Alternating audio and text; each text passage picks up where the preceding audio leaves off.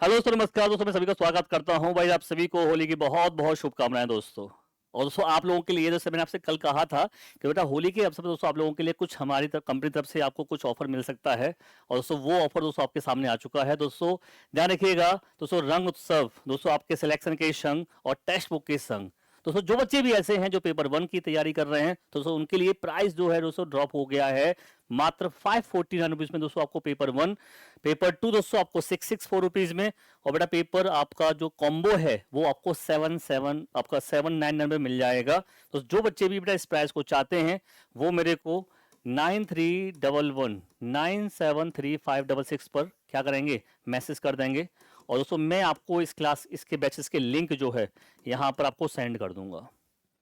ठीक है, सबसे दोस्तों पहला आपके पॉइंट ये है।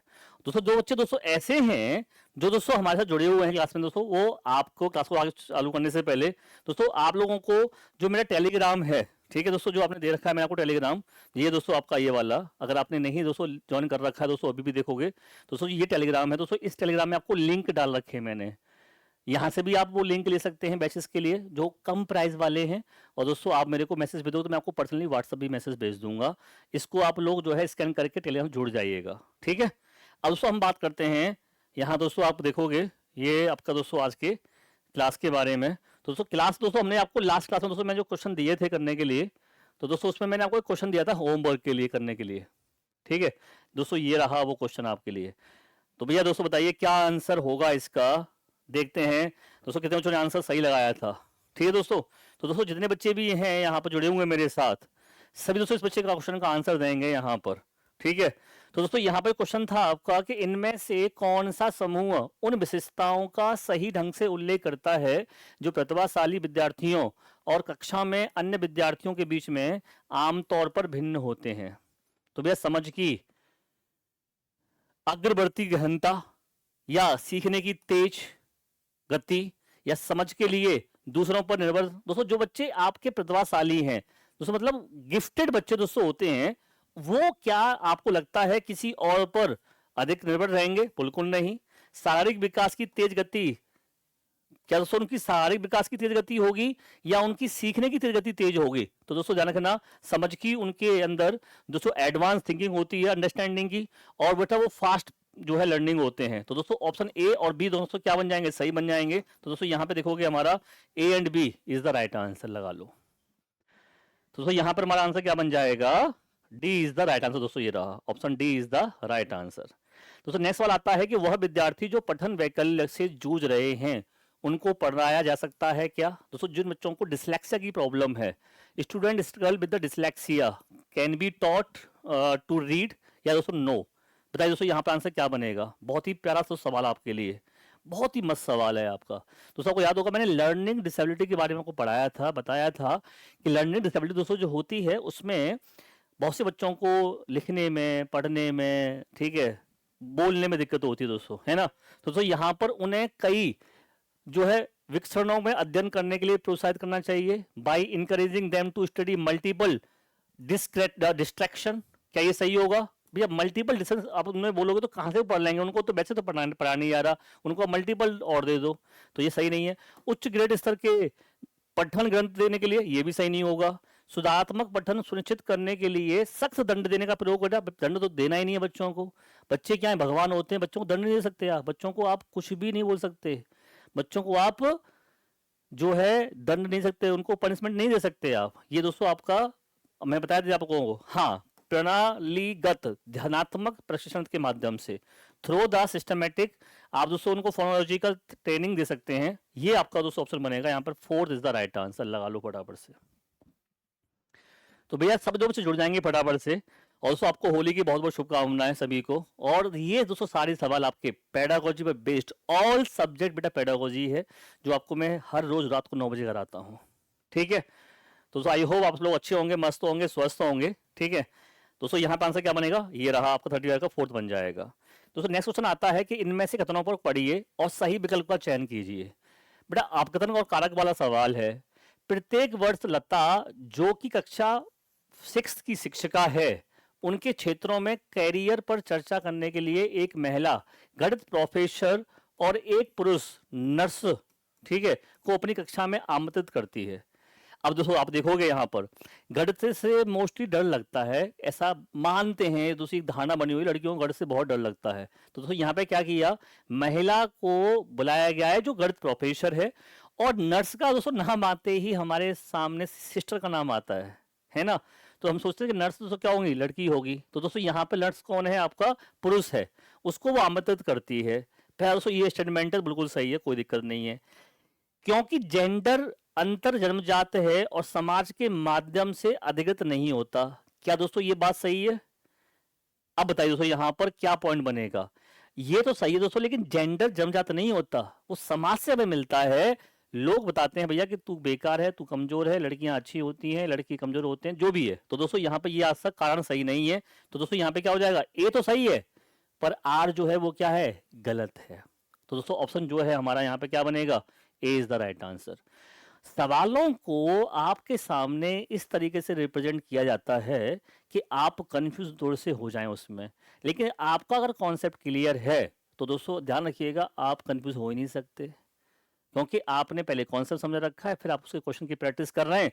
और बेटा पेडागोजी बस आपसे प्रैक्टिस मांगती है, अगर आप उसको प्रैक्टिस कर लोगे और अपने दिमाग से सोचोगे अपने से, तो सवाल गलत नहीं होगा कभी भी।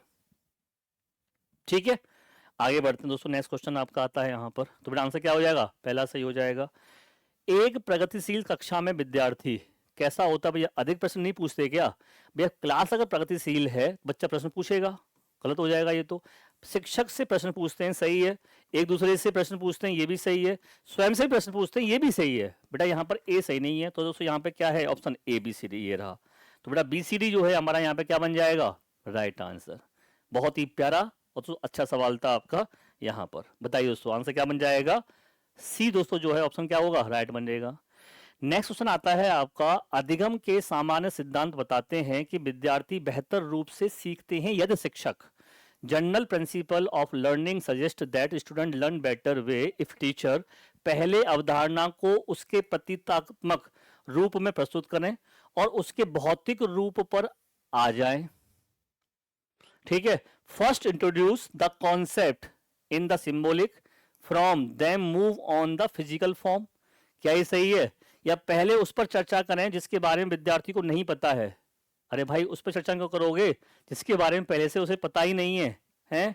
तो उसका आंसर क्या बनेगा यहाँ पे बताइए जरा एक बार, बहुत ही प्यारा सवाल। तो दोस्तों ध्यान रखिएगा, आप बच्चों को पहले, जैसे दोस्तों मैं अगर पढ़ाता हूँ आप लोगों को ईवीएस में या दोस्तों किसी भी सब्जेक्ट में पेडागोजी पढ़ाता हूँ, तो मैं बच्चों से उनके पूर्व अनुभव के बारे में बता करता हूँ, उनके उस पूरे अनुभव को, उन पूर्व पहले से दोस्तों जो एक्सपीरियंस उसको सम्मान देता हूँ, तो बच्चों को अच्छा लगता है। तो ये तो गलत हो जाएगा। और हम सबसे दोस्तों पहले क्या करते हैं, देखा हो कई बार, जैसे मुझे आपको आज पेडागोजी पढ़ानी है, दोस्तों कोई नया टॉपिक पढ़ाना होता है, तो हम पहले दोस्तों उसके बारे में आपको इर्द गिर्द बताते हैं। अच्छा चलो हम लोग आपको आज पढ़ाएंगे वायुमंडल, तो दोस्तों क्या मैं ऐसा करूंगा सीधा वायुमंडल पढ़ाना शुरू कर दूंगा, नहीं। पहले बेटा मैं वायुमंडल के बारे में बताऊंगा कि यार हम वायु में से सांस लेते हैं, इसमें ऑक्सीजन है, नाइट्रोजन दोस्तों है, ऐसे कई सारी चीजों को मैं पहले एक्सप्लेन करके तब ये आपको टॉपिक पे ले जाऊंगा। तो पहले अवधारणा का संपूर्ण रूप से परिचय देंगे और फिर उसकी बारीकियों पर आएंगे। ये पॉइंट मुझे सही लगा यहाँ पर। पहले तर्क और कारण के संदर्भ में अवधारणाओं पर चर्चा करें, फिर विचारों को सत्यापित करेगा अवसर देना। तो यहाँ पे क्या बन जाएगा भाई, तो ऑप्शन थर्ड जो है हमारा क्या बनेगा, राइट आंसर लगा लो। बहुत ही प्यारा और अच्छा सवाल आपके लिए। ठीक है दोस्तों, नेक्स्ट क्वेश्चन आता है आपका यहाँ पर, बच्चों का नामीकरण और उन्हें वर्गों में बांटना अर्थपूर्ण सीखने को बढ़ावा देगा। दोस्तों बताइए जरा मुझे, आप किसी बच्चे को अगर लेवलिंग कर रहे हो, नामीकरण से कर रहे हो, दोस्तों बच्चों वर्गों को डिवाइड कर रहे हो, भाई आप ये अच्छे ग्रेड वाले हैं, ये बुरे ग्रेड वाले हैं, तो सर क्या वो अर्थपूर्ण मीनिंग होगा? बिल्कुल नहीं होगा।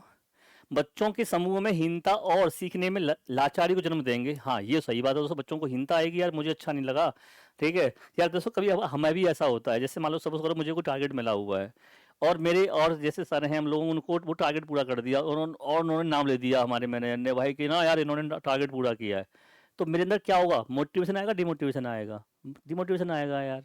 अरे यार ठीक है उन्होंने अच्छा किया, अच्छी बात है, आप उनको अलग से बता दो। आप सबके सामने क्यों प्रेजेंट कर रहे हो उस चीज़ को, जिससे जिनको नहीं हो पाया है, उन्होंने मेहनत की उन्होंने, लेकिन नहीं उनका अच्छा हो पाया, तो वो उनको डिमोट नहीं करें तो ज़्यादा अच्छा होगा दोस्तों होगा। तो इसलिए यहाँ पे क्या होगा, उनके अंदर हीमावना आ जाएगी। ये आंसर एक तो ये बन सकता है इसका। सभी बच्चों के अधिगम की जरूरतों को पूरा करने के लिए एक सकारात्मक रणनीति, तो बिल्कुल नहीं होगी। बच्चों को आत्मसम्मान और प्रदर्शन पर कोई प्रभाव पड़ेगा। तो ऑप्शन यहाँ पे क्या बनेगा बेटा, सेकंड दोस्तों ऑप्शन जो है हमारा यहाँ पे क्या बन जाएगा, राइट आंसर बन जाएगा। लगा लो फटाफट से, आगे बढ़ते हैं दोस्तों। नेक्स्ट वाला आता है आपका 40 क्वेश्चन, कहता है कि प्रभावी शिक्षक कक्षा में शिक्षण अधिगम की प्रक्रिया में अक्सर जांच करने वाले प्रश्नों का प्रयोग करते हैं। इससे शिक्षक को किस प्रकार का मूल्यांकन करने में मदद मिलेगी। प्रभावी शिक्षक जो होते हैं कक्षा में शिक्षण अधिगम की प्रक्रिया में अक्सर जांच करने वाले प्रश्न, दोस्तों जांच करने वाले प्रश्न कौन से होंगे इसमें, योगात्मक होगा, रचनात्मक मूल्यांकन, मानकीकृत या मानक संदर्भित मूल्यांकन। सर दोस्तों यहाँ पर मानक संदर्भित नेगेटिव है, मानकीकृत ऑलरेडी नेगेटिव है। अब बेटा यहाँ पे दो पॉइंट बनते हैं, समेटिव असेसमेंट और फॉर्मेटिव असेसमेंट। तो दोस्तों जांच करने के वाले प्रश्न दोस्तों जो शिक्षण अधिगम की प्रक्रिया में उनको प्रयोग करें, उनको मदद मिले, तो दोस्तों वो कैसा होगा, फॉर्मेटिव होगा, समेटिव होगा। आपको मैं सिखा रहा हूं और आपसे मैं जांच परक प्रश्न पूछता हूं, तो दोस्तों इस समय जो आपका लर्निंग चल रहा है वो कौन सा है, फॉर्मेटिव है समेटिव है, तो फॉर्मेटिव चल रहा है ना कि समेटिव। तो बेटा यहाँ पे ऑप्शन क्या बन जाएगा, रचनात्मक मूल्यांकन। लगा लो बढ़िया, B is the right answer. समझ में आ गया सवाल आपका, कोई दिक्कत उसकी चीज को डाउट, ये रहा बेटा। दोस्तों क्वेश्चन नंबर यहाँ पे आता है 41। देखो हर एक सवाल के पीछे लॉजिक होता है, और दोस्तों मैंने आप लोगों को असेसमेंट के बारे में, आपको मैंने फॉर्मेटिव असेसमेंट के बारे में, दोस्तों इन सारे सवालों के बारे में आपको मैंने बता दिया है, समझा दिया है पहले ही। आई होप आपको कोई दिक्कत नहीं होगी इन सवालों में, है ना। एक समावेशी कक्षा में शिक्षिका की भूमिका क्या है। बेटा इंक्लूसिव जो एजुकेशन होती है, क्लासरूम होता है, उसमें एक टीचर का रोल जो होता है बच्चों की विविध जरूरतों का पता लगाना और उनका ख्याल रखना होगा, बिल्कुल होगा। केवल कुछ खास विद्यार्थियों पर ध्यान रखना बिल्कुल नहीं सही है। बच्चों को उनकी अकादमिक क्षमता के आधार पर पहचानना, पृथक करना, या सेग्रीगेशन बिल्कुल पॉजिटिव नहीं होता। खास जरूरतों वाले बच्चों को विशेषज्ञ के पास भेजना बिल्कुल नहीं होगा बेटा। तो यहाँ पे क्या ऑप्शन बनेगा हमारा, option A is the right answer.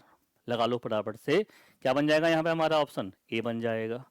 दोस्तों नेक्स्ट सवाल आता है आपका, ये रहा क्वेश्चन 42। विविध समूह के विद्यार्थियों के शिक्षण के दौरान एक शिक्षिका को ध्यान में रखना चाहिए, हर विद्यार्थी को स्वीकारना और सम्मान देना। भाई एक विविध समूह के विद्यार्थियों में शिक्षण के दौरान एक शिक्षिका को भाई क्या ध्यान में रखना चाहिए, कि हर विद्यार्थी को स्वीकार और सम्मान दे, बिल्कुल देना चाहिए। सांस्कृतिक भिन्नताओं को अनदेखा करे।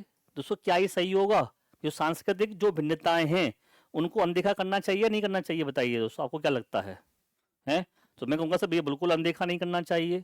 सुसंगत संप्रेषण बनाए रखना चाहिए बिल्कुल, और अप्रत्यक्ष निर्देश देना चाहिए, या विद्यार्थियों को स्वास्थ्य और लचीलापन देना दोस्तों, तो ये भी सही है दोस्तों। यहाँ पर दोस्तों इसमें देखूं मैं तो पहला सही है, तीसरा आपका सही है यहाँ पर, और दोस्तों आपका जो है चौथा भी और पांचवा सही है। तो बेटा ऑप्शन जो थर्ड है हमारा क्या बन जाएगा, राइट आंसर। दोस्तों इस होली के अवसर पर दोस्तों ध्यान रखिएगा, मैं आपको फिर बता दूं दोस्तों ऐसे ऑफर बार बार नहीं आते हैं दोस्तों। ये देख रहे हो आप लोग, ये जो ऑफर दोस्तों आप लोगों के लिए है, ठीक है, जिसमें दोस्तों पेपर 1 पेपर 2 और कॉम्बो दोस्तों बहुत ही कम प्राइस में दोस्तों मात्र 549 रुपीज़ में आपको ये बैच मिल रहा है। और बेटा इस बैच का लिंक आप या तो दोस्तों टेलीग्राम से ले लो, या फिर बेटा आप लोग मेरे को डायरेक्टली इस नंबर पे कॉल करोगे, मैसेज डाल देना। हो सकता है देखो आज जैसे होली का मामला है चल रहा है, अब कल भी दोस्तों हमारे यहाँ होली होगी, तो आप लोग जो है मुझे इस नंबर पर मैसेज डाल देना।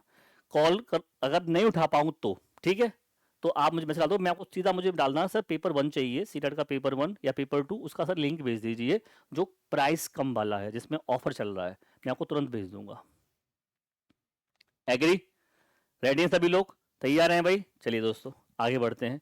दोस्तों क्वेश्चन नंबर 42 है आपके, ये रहा। और दोस्तों यहाँ पर ये जो क्वेश्चन है आपके लिए ये रहेगा भाई होमवर्क। दोस्तों आज इतनी क्लास लूंगा मैं आप लोगों के लिए, ठीक है।